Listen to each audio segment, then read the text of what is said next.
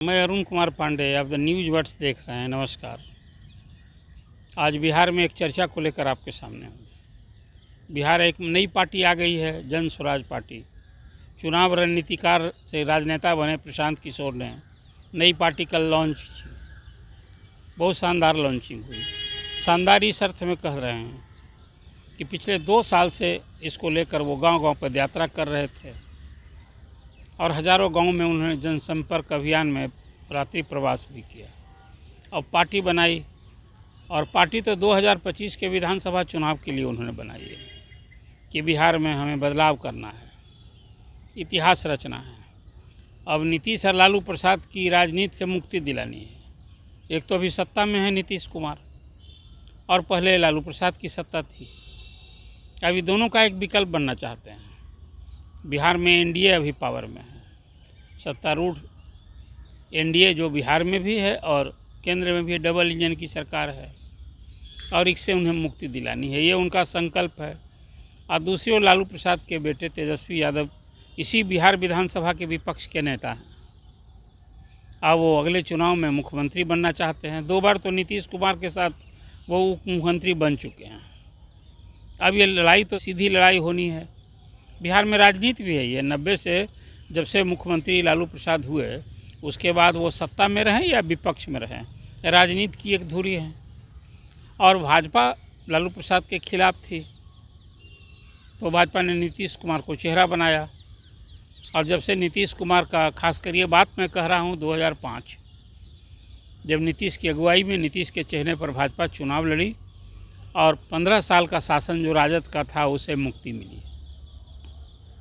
अब फिर ये कहिए कि उठापटक का खेल चल रहा है। अभी 17 महीने तो लालू प्रसाद और नीतीश कुमार की फिर दोस्ती हो गई थी, लेकिन अब फिर इसी बिहार विधानसभा में, जिसका अभी कार्यकाल है अगले साल नवंबर 2025 में पूरा होगा, तो ये चुनाव होना है 2025 में। उसके पहले अब एक नया इस चुनावी मैदान में प्लेयर आ गए हैं, प्रशांत किशोर।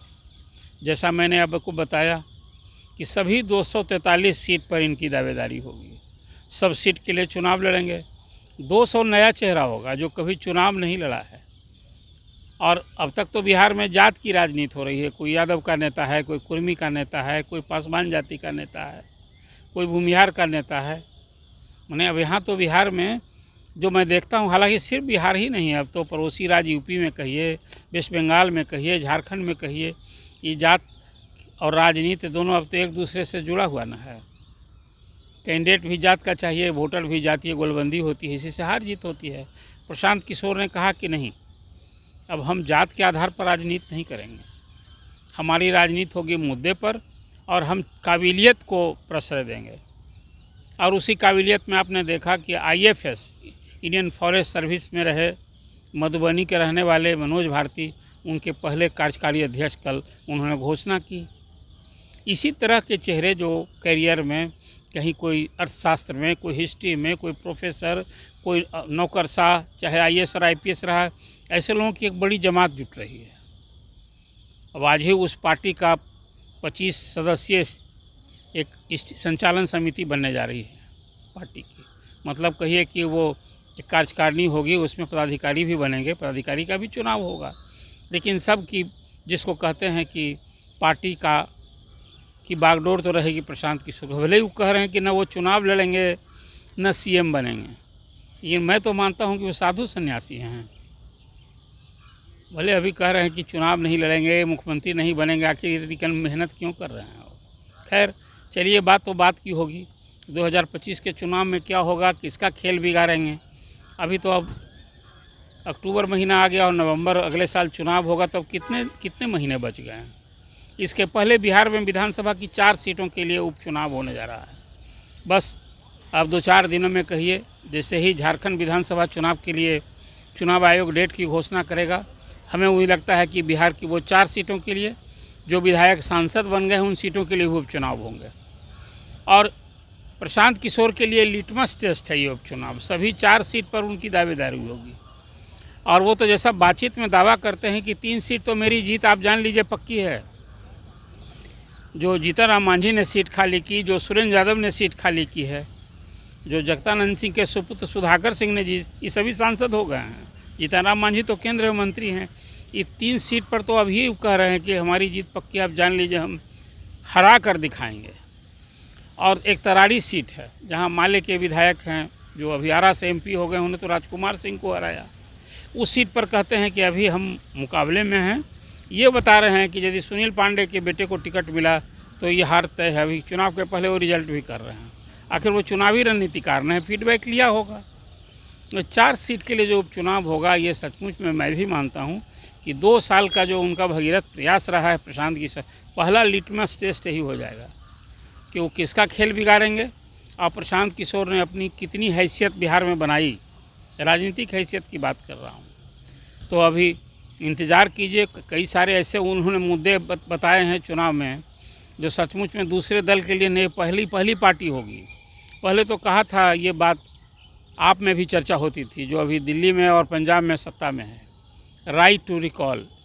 अभी जो जन स्वराज पार्टी है, इसमें उसके संविधान में एक एजेंडा रखा है कि वो जनता के अनुकूल जो काम नहीं करेंगे, और सांसद और विधायक बनने पर वो जो इसको सेवा नहीं मेवा वाली बात जो कर देते हैं, जो जनता की आकांक्षा के अनुरूप नहीं काम करेंगे, तो उनके राइट टू रिकॉल का भी हम व्यवस्था करेंगे।